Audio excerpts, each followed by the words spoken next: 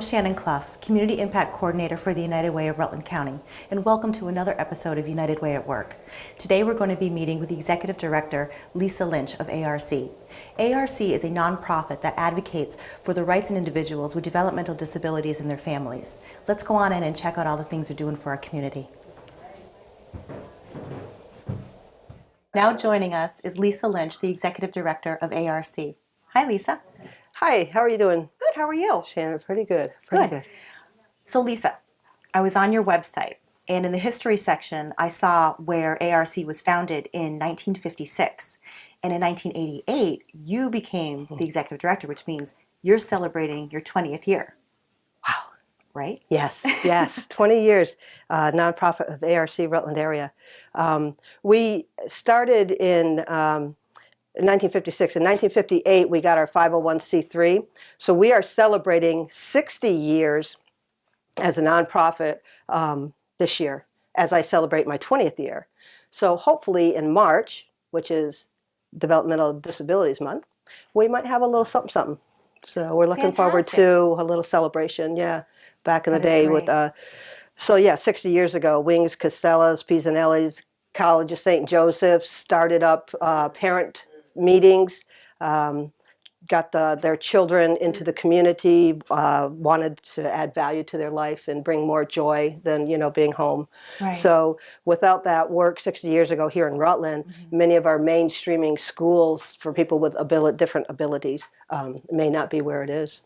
So there was a lot of work put into it. And I could go on and on about ARC, but what I appreciate about ARC is how every life makes the community more vital. Absolutely. And the value that everyone brings with their varying abilities is amazing. Yeah. I agree. And you are making that more aware to the community every single day with everything that you're doing. So within your 20 years here at ARC, can you tell us a little bit about what you do and your activities and how people can become involved? Yeah. When I first started 20 years ago, I would go to a self-advocacy group, which was just starting and budding and growing, where individuals with disabilities, developmental disabilities in particular, would learn how to find their inner desires, speak up for their rights and what they wanted in their life, and practice speaking in a group so that they would have a little more public speaking experience to when they got back in their home life. Excuse me. And that was like the first time I'd go to a meeting coming out of the corporate world, and where before we got into the meeting, there was like bounds and bounds of hugs before you got into the meeting. It was like, hello, every month, hello, yeah. So great group of folks. And we met, and they kept telling me they wanted to keep meeting. And I was like, well, why do you want to keep meeting? And it came out that they wanted to help. They wanted to help others. It's like, wow, okay. We'll find a way. So years later, Kiwanis came to us and said, would you help us start an action club with people with disabilities? I was like, yeah, these guys have been wanting to help people in the community. But I said, what I'm going to need is someone to help them help the community. They can't go out on their own and decide a goal and make all the strategies and steps and follow through. So we need, back to your question, people who can help that group continue to give back to the community, growing a garden, donating produce, running bake sales, adopting a family with those funds, doing food collections, donating those foods to the cupboards or the bus, stuff a bus. So very simple little things that are not really time consuming. As we know, everybody today is so busy that they can easily fit into their schedule, and it means so much. It does. And volunteering, and volunteering and helping here at the organization. I mean, we need board members as well to help with the development, which is fundraising, right? Development, the programs. Right now, I would love to see going into the future a program where we continue the self-advocacy action in this action, and help people individually start bridging into their community. We've done a lot of group activities. Now, how do we get individuals one by one into their communities? Absolutely. I think that's fantastic. Yeah, cool. So with that being said, going forward in the future, can you tell us a little bit about the types of services that you're providing for the people right now?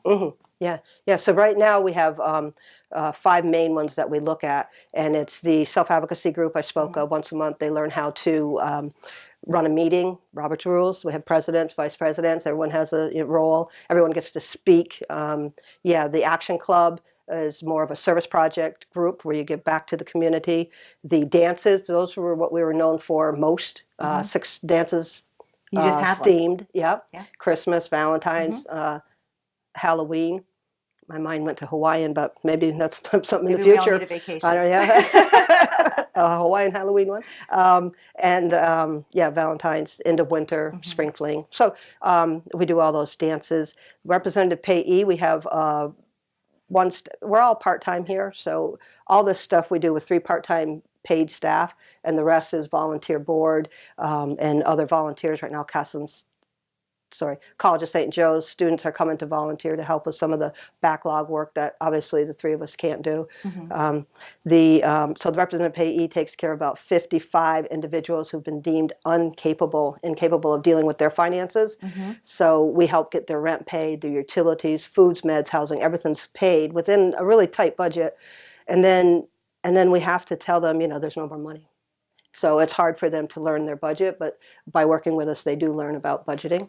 But that's so important because for me, it's a scary thought to think, where would these people be if you weren't providing those services for them to help them and guide them? Some of the people we have are deemed homeless without a payee. That's sad. Right? For that reason. So yes, the payee-ship does prevent crisis, and it can help in a crisis. If someone has been kicked out of housing for lack of payment, if they get a payee and then we can say we're going to pay rent, then it prevents the rest of the homelessness situation that can occur.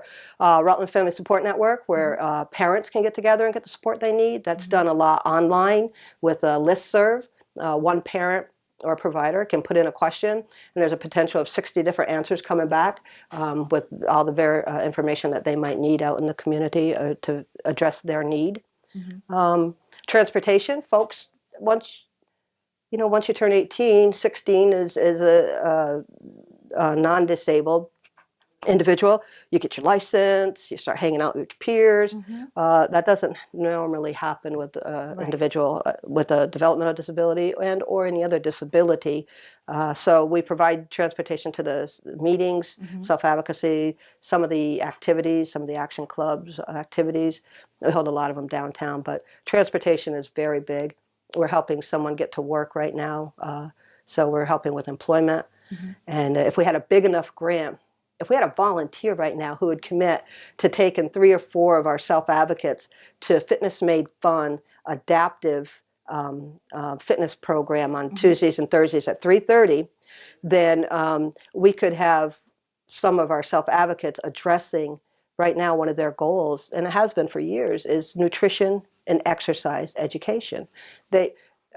Having a disability doesn't mean that you have to be overweight and ill. Right. But because of the barriers of being able to get out, to move, to have peers, to do the same things, that's the barrier. It's a community barrier.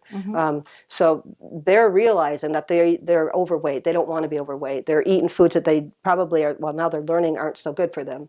So if I had a volunteer who could do that, that would be great. Transportation is a big need. 2 days a week, maybe an hour and a half each day out of their schedule. And how would one go about contacting you? Right here. Right here at the phone call, 802-775-1370. Facebook us, website us. We're pretty accessible. Come see us, 128 Merchants Road. Check out all the good stuff in the office. You have some fantastic pieces up here. Yeah. Lots of good stuff of what they've done, the service projects, the dances. We needed to deal with impact. How does our, I don't know if I'm getting ahead, it doesn't matter. How does ARC impact the community? And that was a odd question for us to answer because for 60 years, I say for 50 years, because 55, we're just getting into this impact funding stuff. We're just trying to learn. For years, like if we held something and people come to it, then we kept holding it, and that's why we did it. But now it's like, okay, so people come, but that's not important enough. Now we need to know how you're impacting people's lives, and we never took that information. We didn't. So we started these little trees behind me, and one is the advocacy, one is Action Club, one is dances. Maybe one of them, those is together, and there's a representative payee. Anyways, these trees represent our programs, and people would write down the different things of how our programs are making their lives better. And this is how people that support ARC know where their dollars are going. Right, And they these know trees that- behind me. Absolutely. Right? Yeah. Absolutely. Yeah. The individual who would otherwise stay home with the cat. It's helping the individual who, without ARC, wouldn't know what else to do in the community. I mean, This I'm is just true. trying to think of things that I've read off of there. Yeah. You know, with these programs, I've met new people. I wouldn't have moved as much today. I mean, pretty impactful. Socialization is huge. Right. Is huge. Right. So those were questions that they weren't used to answering either. So it's been a process of teaching them how to think about how their life is better, because the first year we did this, it was like, is your life better? Yeah. How's your life better? It's good. You know, so we had to go through a whole process of you know, what defines better, what makes it, Makes you smile, doesn't it? right? It would make anybody smile. Yeah. So why is it important for people to support the United Way of Rutland County? Yeah, so I was thinking of that question, and I had something else written up. But this morning I thought, the state of Vermont right now is looking at a cut to the Developmental Disability Services. And this Developmental Disability Department has gotten, I'll say, for 8 years out of the last 10, or maybe 15, but it doesn't matter. They've had continual cuts. It's 2%, but you keep eroding away, and services. CAP, our local agency, keeps finding funding and working through things and limiting certain things, and they've cut dances from their venue, and things are getting cut. So ARC, by funding United Way, is able to, folks who fund United Way, helps ARC to help these individuals create better communities by giving to the, I'll say 20% of folks who don't have the services. We don't provide day-to-day stuff, but what we do provide does help them get out, does help provide community, does help the community understand how vital everyone's life is.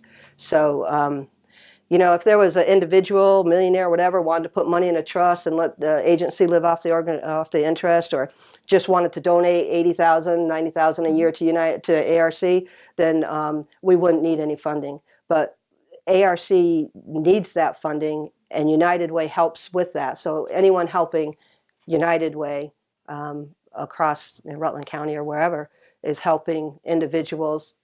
ARC doesn't just work in Rutland County. We work the greater Rutland area, and some of our clients will come from Bennington, Burlington. We have some payees in the north and south of Vermont. So we're helping people donating to United Way are very much helping their local community to thrive more. Excellent. Yeah.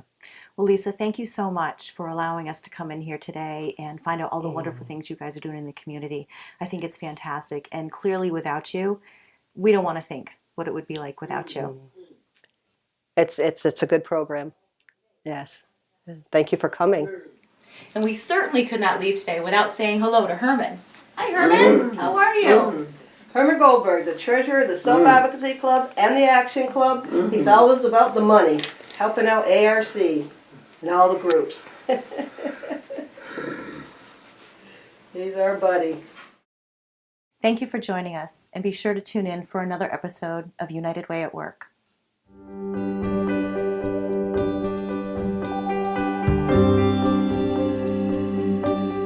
2 years ago, I came here from New Hampshire after my ex left me being pregnant.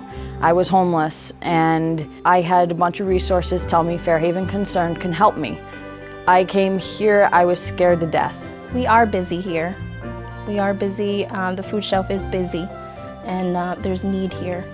I have a 4-year-old named Maggie. I have a 1-year-old named Isabel. It was a life-changing experience for me coming here and relying on Fairhaven Concern, because for me, I always wanted to do things by myself. Cassie's story represents many that we do serve here. Her ability to be able to take a situation where she feels that she has no hope, and she's stated that before, and being able to move to a place of hope and of success. We're very proud of where Cassie's at today. If I never came here, I wouldn't be where I am today. I'm very proud of what we do here. There's a great team. You can't see them, but boy, they're behind me. They're great. My future plans is to run a business of my own. Right now, I have 17 customers.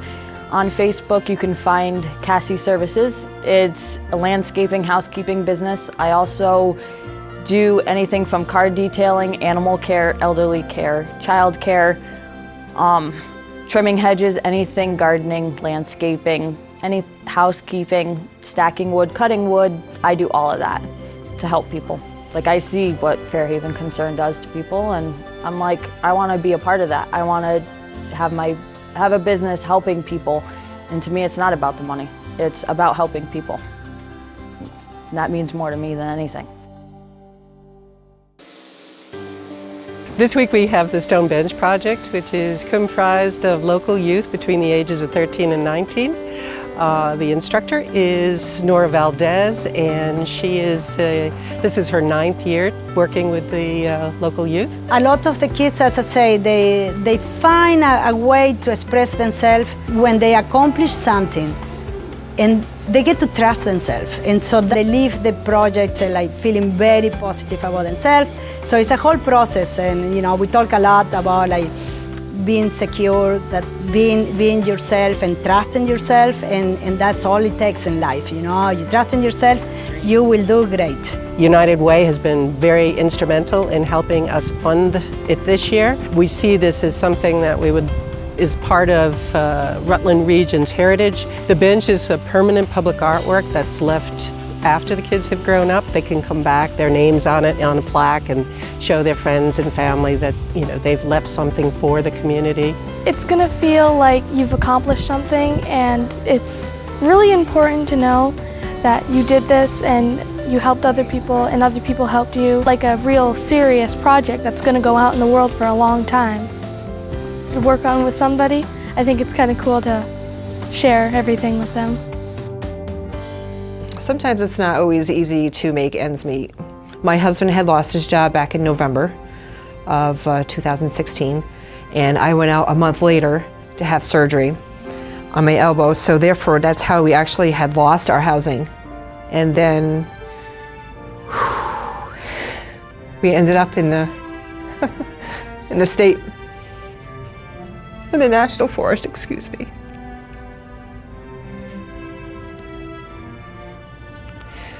Which we lived there for a few months. It was hard. We lived in a lean-to in the middle of winter.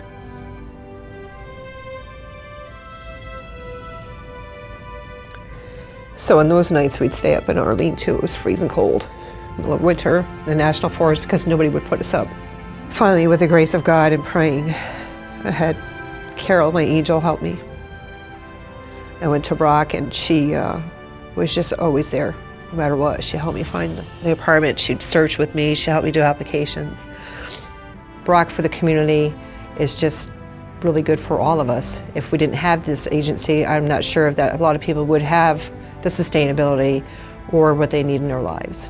So here I am today with my new house and a roof over my head and be able to cook at my stove, and it's wonderful.